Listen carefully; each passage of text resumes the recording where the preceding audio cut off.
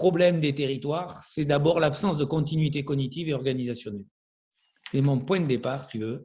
Et c'est que ça, contrairement à une organisation où tu as des liens de subordination, tu as des process, tu as un cadre cognitif pour penser le monde ensemble. Parce que c'est ça l'enjeu aussi, si tu veux, c'est que sur un territoire, bah, tu es multi-acteurs, multi-échelles. Ce n'est pas les mêmes repères. Ce cadre cognitif, il existe, mais il est flottant, ou il n'existe pas. Tu vois, donc, il faut le fabriquer. Et ce qui est vachement important, c'est que jusqu'à maintenant, ça ne nous posait pas trop de problèmes, parce qu'en réalité, ce cadre cognitif, il fonctionnait, il y en avait plusieurs en silo. C'est-à-dire que l'État avait ses façons d'aborder la question du territoire. Le territoire lui-même aussi avait ses manières de traiter le territoire. Les entreprises, les agriculteurs, etc. Tu vois, chacun, en fait, s'était approprié le territoire.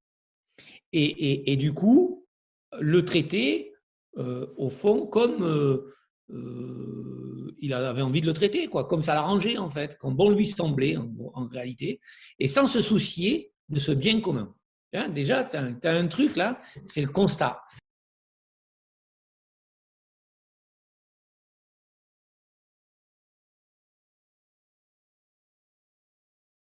En fait, tu as deux courbes qui partent de la révolution industrielle jusqu'à, en gros, aujourd'hui. Ces deux courbes, c'est le PIB par habitant et les revenus par habitant. En gros, la création de richesse mesurée sur un territoire et les revenus mesurés sur un territoire. On voit un truc et donc ces deux courbes sont analysées sous l'angle des disparités entre régions, donc entre territoires européens, et d'autre part sur une échelle de temps.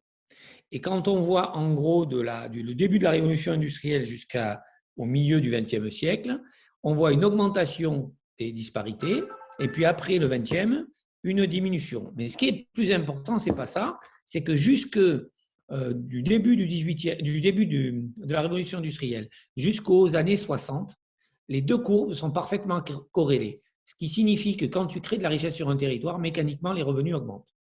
À partir des années 60, puis 70, mais ça s'accélère avec les années 80, il y a une décorrélation très forte entre la courbe du PIB par habitant et la courbe des revenus par habitant. En fait, pour schématiser et de façon très caricaturale, on est passé de territoire de stock à territoire de flux. En gros, ce qui se joue aujourd'hui, avant ça, c'est les territoires de stock, tu vivais, tu travaillais grosso modo sur un même territoire. Tu produisais, tout se passait essentiellement sur le territoire. Et à partir des années 60, encore plus à partir des années 80, ça se dilate. Le territoire n'a plus de frontières, en fait. Et se superposent des territoires de stock avec des limites géo-administratives et de l'autre côté, des territoires de flux dont la limite est assez difficile à analyser. Mais en gros, d'un côté, tu as des zones d'emploi où tu as 60% des actifs qui travaillent et vivent sur un même territoire, et de l'autre côté, tu as des territoires géo-administratifs qui sont gérés par les communes, les intercommunalités, en gros, par toutes ces collectivités locales. D'accord? Et que tout ça a été inscrit depuis j'allais dire des siècles, parce que les communes, c'est les paroisses, hein, c'est 24 heures de jour d'une paroisse, quoi, en gros, de la marche d'un curé, quoi. Il avait un jour de marche. Et on est passé au département avec Napoléon. Là, dans un monde de l'immatériel où on se déplace presque comme on veut, d'une certaine façon, tout ça est éclaté. Tu rajoutes l'augmentation de l'espérance de vie. Tu vois, dans les années 50, grosso modo, pour les hommes, on était à 57 ans, quoi. Aujourd'hui, c'est 80. C'est énorme. Et dans le même temps, on a réduit le temps de travail. Le temps de non-travail a été multiplié par 4. Donc, tout ça est venu transformer, si tu veux, sans vraiment qu'on l'intègre, en fait, sans qu'on s'en rende vraiment compte, même si on le dit dans les stats, et en réalité perturbé. Et quand on parle de territoire, on est face, c'est plus le même objet. Donc, si tu veux, entre ces territoires de stock, ces territoires de flux, et on le traite comme si c'était toujours le même objet. Donc, il y a déjà, si tu veux, ce truc-là. Et puis, il y a un élément qui est venu par-dessus, et ça, c'est l'anthropocène, on va l'appeler comme ça. En gros, l'homme a modifié fondamentalement les équilibres qui se sont construits depuis des milliards d'années, où, en gros, la question de la vie, plus globalement, est plus fragile d'une certaine façon. En tout cas, c'est perçu comme ça. C'est-à-dire qu'en gros, on voit que c'est un chiffre intéressant, 70% des écosystèmes vivants sont en dégradé ou en voie de dégradation. Et que derrière cette question, si on veut réparer, juste réduire les impacts négatifs ne suffira pas. Il faut aussi développer des impacts positifs. Donc, rentrer dans une nouvelle façon de penser ce qu'est le développement. Et ça, on n'a pas les outils, pas les armes, etc. Donc, tu vois bien que à la construction de cette complexité qui est les territoires sont des territoires non pas de stock mais de flux, en tout cas et de stock et de flux, il faut le dire, c'est pas ou, c'est et, dans une logique où on ne peut pas le traiter comme une organisation parce qu'il y a absence de continuité cognitive et absence de continuité organisationnelle. Donc, si tu veux, si on veut arriver à passer à l'action, à imaginer des choses pour répondre aux différents enjeux, on doit fabriquer cette colle cognitive et fabriquer cette colle organisationnelle.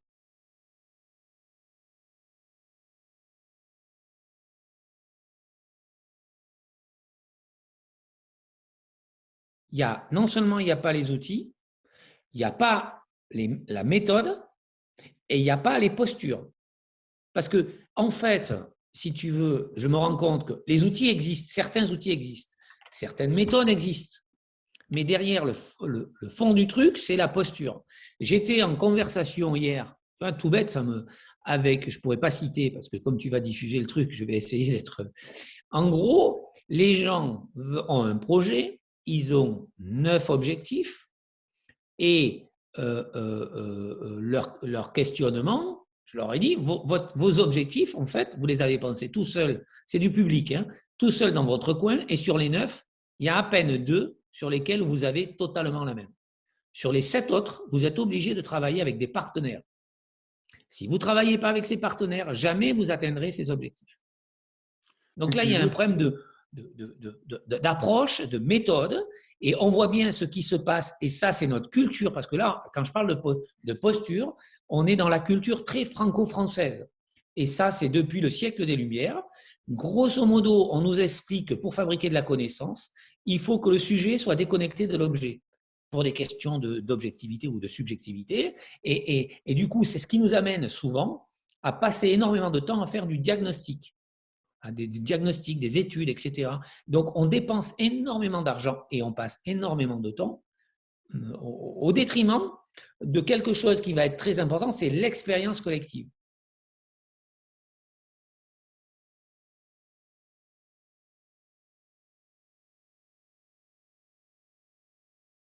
Mais c'est toujours multifactoriel.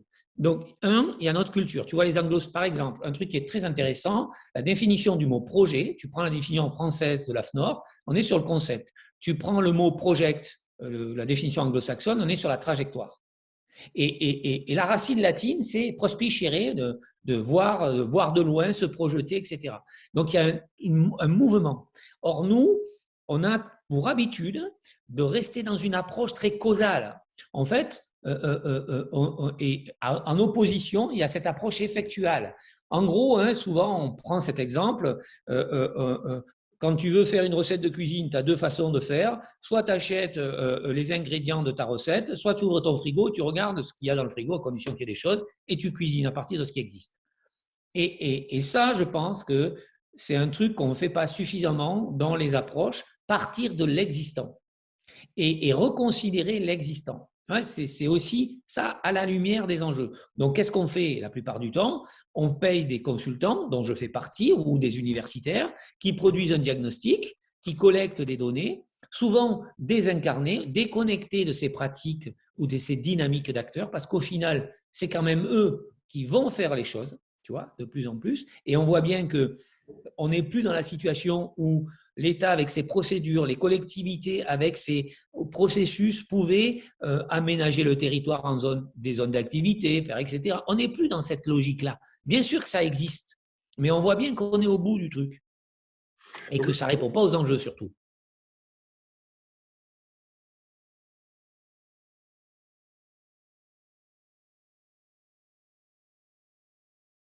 C'est-à-dire qu'en fait, ce qui est en jeu là aujourd'hui, c'est de commencer à fabriquer des expériences collectives transformatrices. C'est le plus important que ça. C'est pas de parce qu'au final, maintenant, on sait globalement où sont les enjeux. On sait qu'on ne peut plus continuer à dégrader les écosystèmes vivants. Quand il n'y aura plus d'eau, il n'y aura plus d'eau. Il n'y aura plus de biodiversité, on sera bien embêté. Donc, on voit bien où sont les trucs. Et ce qui nous amène, quand je dis changement de posture, c'est l'homme est plus au centre du système. C'est un élément du système. Et or, on continue à agir en étant au centre du système. Tu vois, la posture, elle est là. Elle est vraiment là. Et ça, si tu veux, c'est un problème d'éducation, c'est un problème de tous les gens que, y compris moi, on ne sait pas bien faire. Mais déjà, avoir conscience de ça, ça me paraît très important. Après, il y a un truc qui est aussi qui est clé, c'est la notion de ressources. Parce que pour que les acteurs se mettent en mouvement, il faut qu'ils aient un sens collectif. Il faut qu'il y ait un sens collectif. Il faut qu'il y ait quelque chose qui les aide à bouger, qui ait un déclic. Et ça, j'ai jamais vu un diagnostic. Les diagnostics, c'est pas des manuels de l'action collective. C'est pas ça qui va enclencher de l'action en soi. C'est pas ça qui va créer du désir. Et donc, il y a quand même quelque chose qui relève aussi de ça et qui n'est pas logé forcément dans la rationalité, mais plutôt dans l'émotion. Et il faut être capable aussi d'activer ça. Et ça me paraît très important aujourd'hui de beaucoup mieux intégrer ces approches-là. Mais ce que je voulais dire, une fois qu'on a compris que la posture était importante, comment on essaie de faire bouger les choses? Le seul truc que j'ai trouvé, qui me paraissait intéressant, parce qu'il y a plein de thèmes, c'est les ressources. Pourquoi? Parce que, en fait, à partir du moment où on commence à se mettre d'accord, c'est quoi une ressource pour un territoire? Et est-ce que ces ressources sont critiques? Sont critiques pour qui? Pour les agriculteurs? Pour les infirmières? Pour les profs? Pour les enfants? Pour etc. De quelles ressources? Donc, on commence à se mettre d'accord, de fabriquer ce premier commun cognitif, la définition d'une ressource, et de créer une taxonomie sur les ressources. Ouais, tu vois, et ça peut aller assez vite. Deuxième élément, derrière ces ressources, donc un accélérateur de langage commun, parce qu'on ne parle plus de l'agriculture, mais on parle des ressources nécessaires à l'agriculture. Donc, une des ressources clés, c'est le sol. Si tes sols s'appauvrissent, tu vas avoir du mal. Alors que si tes sols se régénèrent, ce n'est pas la même chose. Bon, bref. Et puis, il y a un autre élément, c'est prenez conscience que autour de vous, et surtout les territoires ruraux, vous avez toutes les ressources pour fabriquer, et en tout cas pour répondre aux enjeux. J'ai fait plusieurs expériences, y compris dans les banlieues et dans les territoires ruraux, où j'ai essayé de fabriquer avec tous les acteurs les cartes ressources qui étaient nécessaires pour résoudre ces enjeux. En fait, tout le monde est surpris quand tu fais ce travail d'identification. Tout le monde prend conscience qu'on a toutes les ressources, mais que le problème ne vient pas d'un surcroît de moyens, mais d'un défaut du fonctionnement de l'écosystème de ressources. Parce qu'elles sont mal gérées, parce qu'elles sont, on ne sait même pas des fois qu'elles existent. Tu vois, par exemple, un jour sur un territoire rural dans la Côte des Bars, dans le sud, au sud de Troyes, ça faisait 3 ans qu'ils voulaient faire un Fab Lab. Mais j'ai mis autour de la table tous les gens qui avaient une ressource pour fabriquer ce Fab Lab. Ça allait de la directrice du lycée, en passant par le directeur de la MJC, en passant par l'huissier, en passant par les clubs d'entreprise, etc. Et on leur dit, mais qu'est-ce que vous pouvez faire? À chaque fois, ils avaient un truc. La directrice dit, mais moi j'ai 2 profs, une imprimante 3D, je vous les mets à dispo. L'huissier, moi j'ai un local. Le MJC, moi j'ai un animateur, etc. Cette mise tout de suite, on prend conscience que les ressources sont là. Et que ce qui va être important là-dedans, après, c'est à partir de ça, d'enclencher un récit. Un récit qui permet de dire, en gros, on va réfléchir à une nouvelle façon de mutualiser, de mobiliser ces ressources. Et c'est là que je pense qu'il y a un enjeu, c'est qu'on ne peut pas simplement utiliser cette ressource sans réfléchir à sa régénération, y compris, quand je parle de ressources, y compris la ressource humaine.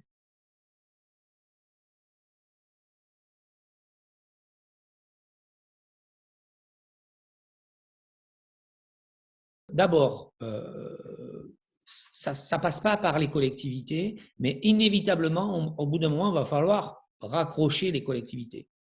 Et inversement, si c'est les collectivités qui démarrent, inévitablement, il faut intégrer les autres acteurs. Et le défaut des territoires ruraux, c'est le problème d'imaginaire.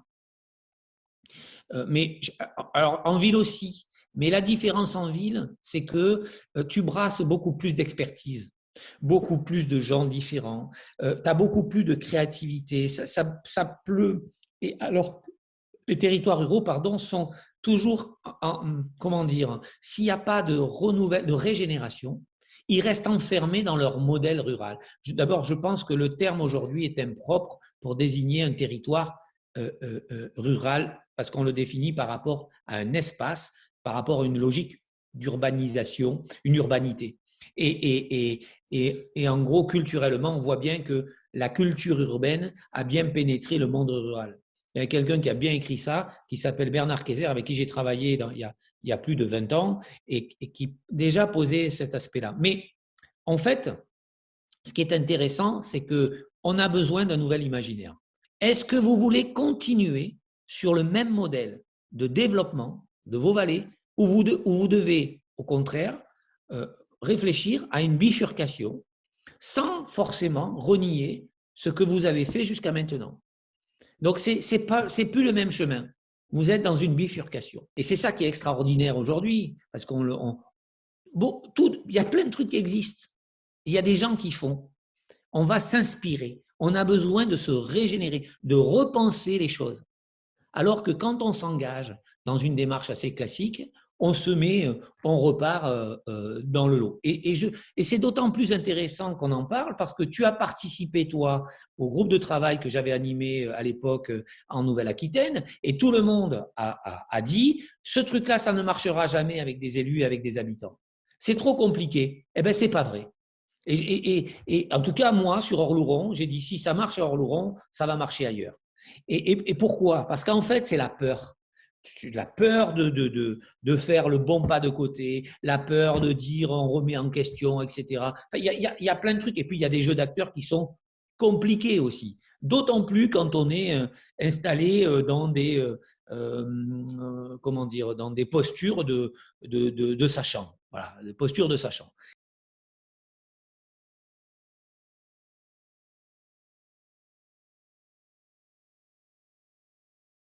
Au départ, quand je me suis engagé dans cette démarche, les élus ne voulaient travailler qu'entre eux. Je leur ai dit que ce n'était pas possible. Non, ce n'était pas possible par rapport à tout ce que je défends et que c'était contre-productif.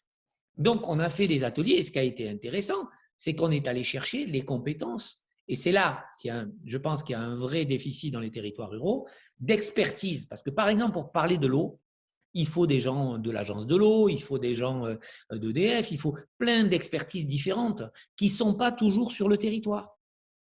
Et y compris d'ailleurs sur la question des modèles économiques, sur le financement. Parce que c'est ça qui est en jeu, c'est une nouvelle fabrique de projets.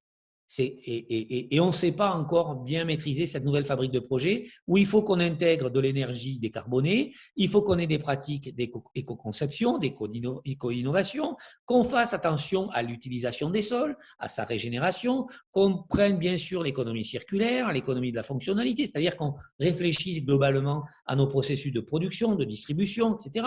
Donc, et tout ça dans un même projet. Or, c'est des questionnements sur lesquels personne est vraiment entraîné pour faire ça et qu'on a besoin collectivement d'apprendre. Pour être un territoire régénératif, grosso modo, il faut une dizaine de leviers. Tu es agro-industrie, éco-business, etc. Donc, on a identifié ça. Face à ces leviers, évidemment, il y a une manière d'activer ces leviers. Ce n'est pas n'importe quel projet, ce n'est pas n'importe quelle action. Donc, il faut maîtriser ce processus de fabrication. Mais ça renvoie à un truc tout bête, c'est avec quelle gouvernance on va faire fonctionner ça.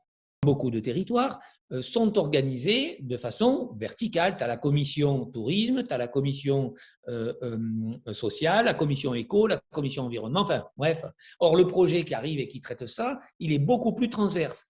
Et on voit bien que ce qui est en jeu là, indépendamment du contenu, parce que ce qui se joue, c'est ce processus de réagencement des enjeux collectifs.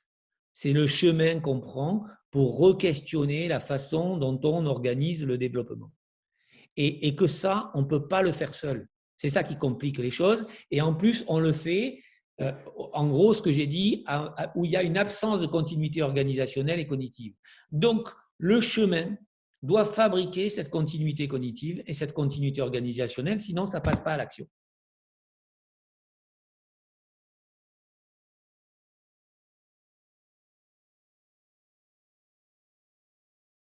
On ne sait pas, en fait, intégrer aujourd'hui, on va l'appeler comme ça, la différence.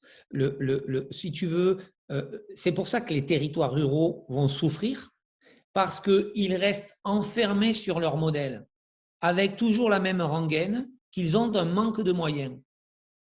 Et ce n'est pas le problème. Ils ont surtout un problème d'imaginaire. Et s'ils continuent à étouffer ça, ils vont encore beaucoup plus souffrir. Et ce besoin d'ouverture, ce n'est pas tant les élus qu'il faut pointer du doigt, mais tout un système administratif d'État. Je pense qu'aussi, il faut parler de l'État, de la région, et y compris quelquefois des collectivités.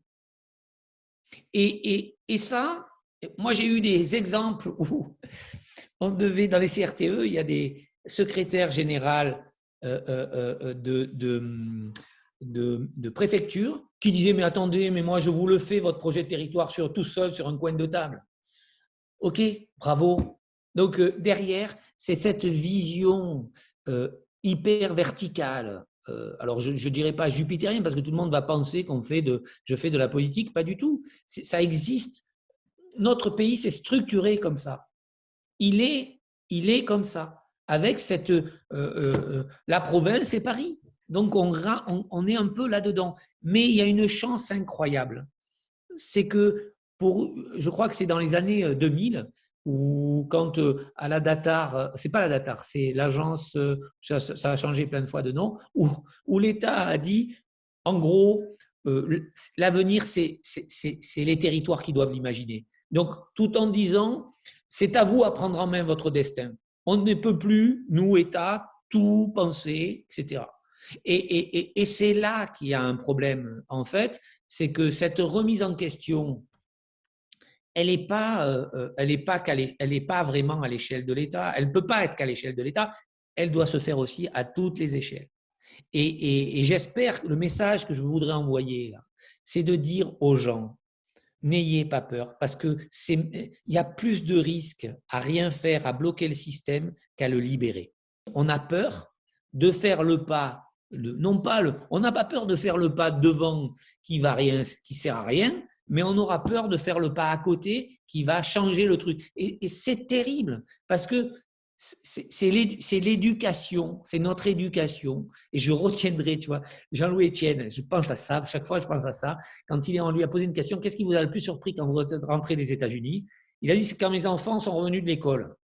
On leur enlevait pas des points parce qu'ils avaient fait des mauvaises choses, mais on leur ajoutait des points parce qu'ils avaient fait des bonnes choses. Donc, à force de pointer du doigt ce qui va mal, on passe notre temps à regarder, évidemment, ce qui va mal. Et quand je fais des exercices de prospective, j'ai 80-90% de menaces. J'ai à peine 10%, 15% d'opportunités. C'est ça qui est inquiétant, c'est-à-dire, autant il y a des menaces, mais il y a aussi des opportunités. Et si on ne voit pas les opportunités, on ne sait pas saisir et bien comprendre ce qui se passe en dehors de nous.